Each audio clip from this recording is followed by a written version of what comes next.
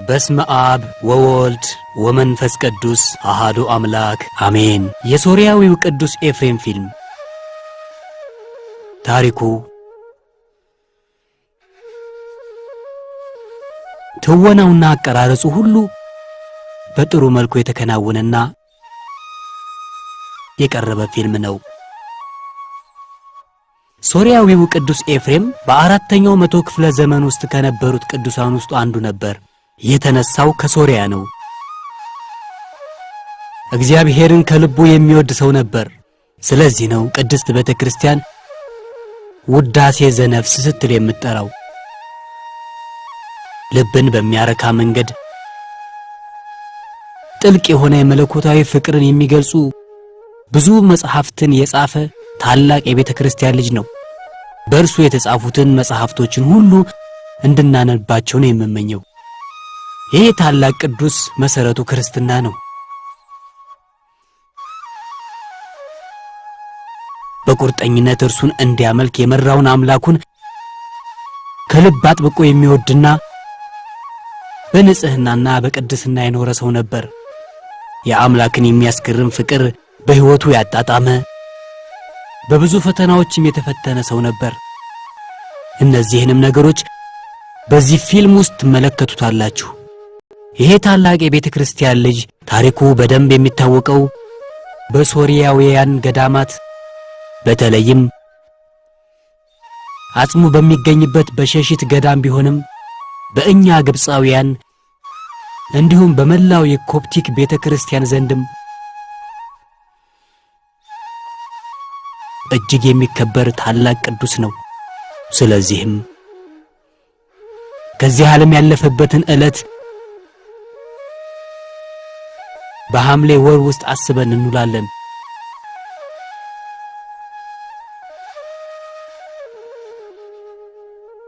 ስሙንም በማህበር ጸሎት እናነሳዋለን።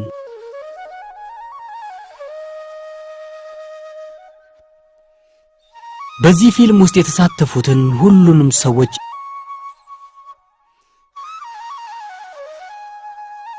ይሄ ፊልም በሁሉም ክርስቲያኖች ቤት እንደሚገባና ከታሪኩም እንደምትማሩበትና እንደምትጠቀሙበት ተስፋ እናደርጋለን። ይህንንም ሥራ እግዚአብሔር ይባርከው። እስከ ዘላለሙ ክብርና ምስጋና ለጌታ ይሁን፣ አሜን። ይሄ ትውልድ መሬት ላይ የሚረግፉ የዛፍ ቅጠሎችን ይመስላል። ምንም እንኳን የምንኖረው አጭር ጊዜ ቢሆንም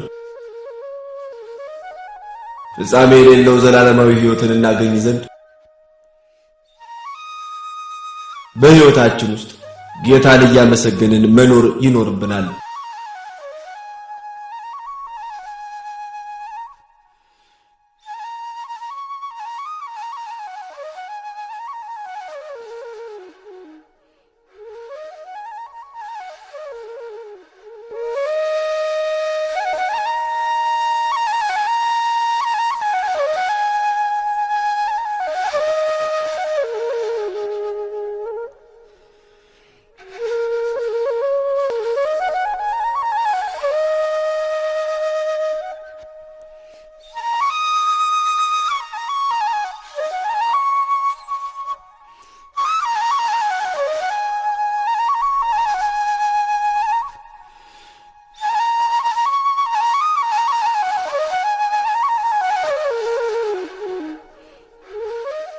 ለምን እሰራለሁ?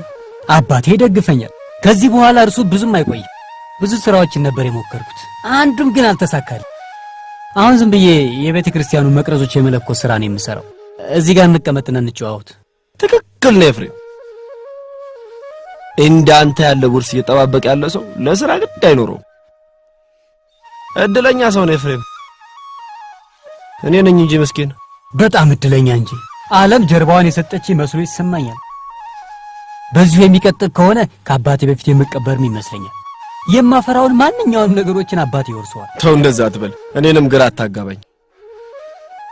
እድሌ ልክ እንደ ጋቢዮስ አይነት መስሎ ይሰማኛል። እዚህ ጋቢዮስ ላይ ግን ምንድነው የተፈጠረበት? ጋቢዮስ አሳ አጥማጅ ነበር። አንድ ቀን ወደ ባህሩ ሄደ። የባህሩ ማዕበል ከፍተኛ ነበር። እናም ጀልባው ሰመጠ። በዛ ውስጥ ያሉ ሁሉም ሞቱ። ሁሉም ከጋቢዮስ በስተቀር ሁሉም ሞቱ። እርሱ መዋኘት ይችል ስለነበር ማዕበሉን ተቋቁሞ ዋኘ። እና ማዕበሉን ተቋቋመው እስከ ባህሩ ጫፍ ድረስ ማዕበሉን ተቋቁሞ ደርሶ ነበር። መውጫው ላይ ግን በጊንጥ ተነደፈና ሞተ።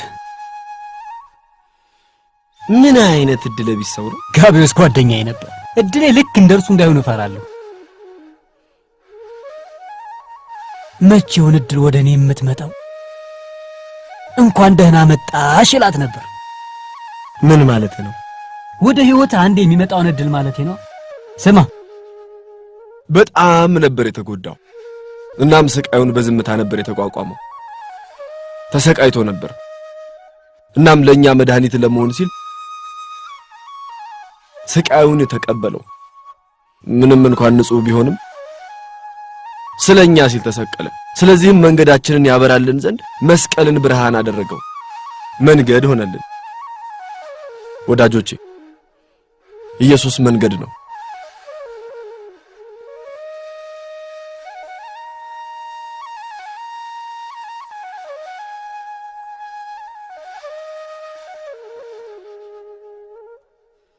ስማ፣ አሁን ሂድ፣ እኔ እከተላታለሁ። ተጠንቀቅ፣ ከቤተሰቦቿ አንዱ ላይ ይችላል። ስለ ቤተሰቧ ግድ የለኝም። ቀላል ሰው አድርገኛል። አሁን ወፎች ጎጆአቸውን ሳይለቁ ይልቅ ሂድ። እንዳትቧጨር። አትጨነቅ፣ ላባዋን ነው የምነጨው።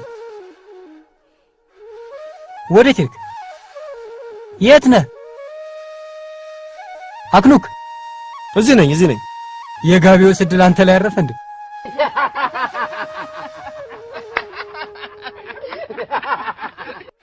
እናንተ ሸክማችሁ የከበዳችሁ ወደ እኔ ኑ፣ እኔም ማሳረፋችኋለሁ።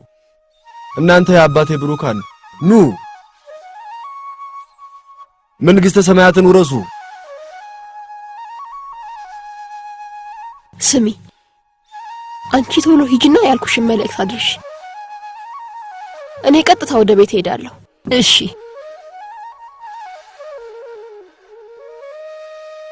ኤፍሬም አባቴ የሰጠኝ ስም ነው።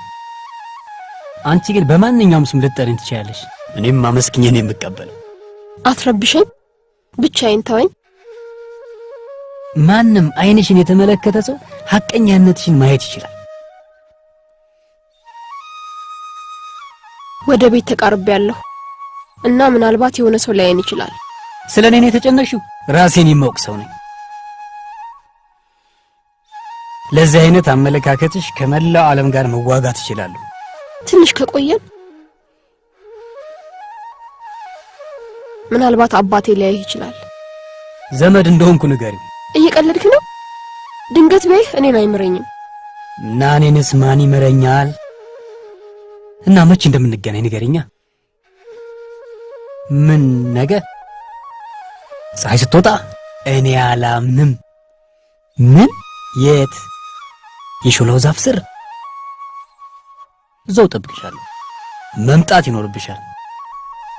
ቃል ግቢልኝ። እመጣለሁ። አሁን ብትሄድ? እሺ። ስላንተ በሰማሁት ነገር በጣም ነው የተደሰትኩት። በከተማው ውስጥ በምታደርገው ስብከት ብዙ ሰዎችን ከስህተት እየመለስክ ነው። ስለዚህም ወደ ምድረ በዳ መሄድህን ለጊዜውም ቢሆን ብታቆየውና እዚህ ሰዎችን ማስተማርህን ብትቀጥል። እውነተኛ እምነት ምን እንደሆነ ቅዱስነቱ ታስተምረውኛል። ስለዚህም የሚጠፉትን ነፍሳቶች ወደ መንገድ የሚመልስ መሪ ያስፈልጋል። እናም ሳገናዝበው ይሄንን ሥራ አንተ ብትሰራው መልካም ነው። እናም በጣም አስቸጋሪና ከባድ ኃላፊነት ነው እየሰጠው ያለሁት። ነገር ግን እኛ ሁላችንም የጌታን መስቀል መሸከም ይኖርብናል። መልካም የሆነው አስተምሮትህም እንደሚረዳህ እርግጠኛ ነኝ። አንተ እንደ መነኩሴ የተቀደሰ ሕይወት ይመሩ የነበሩት የአባ ዮልያኖስ ደቀ መዝሙር ነበርክ። እኔ ሕይወቴን ማሳለፍ የምፈልገው በመናኔ ሕይወት በመኖር ነው። ለሁሉም ነገር ጊዜ አለው። ለጊዜውም ቢሆን ከኔ ጋር ቆይ። የምናኔ ሕይወት በናፈቀ ጊዜ ወደ ምናኔ ሕይወት ትሄዳለህ። ነገር ግን ከዛ በኋላ ከተማ ውስጥ ወደምታደርገው ስብከት መመለስ ይኖርባል። ይህንን ታላቅ ኃላፊነት ሊቀ ጳጳሱ ራሳቸው ሊሾሙኝ የማይገባኝ ሰው ነበርኩ። አንተ የአምላክን ትእዛዞች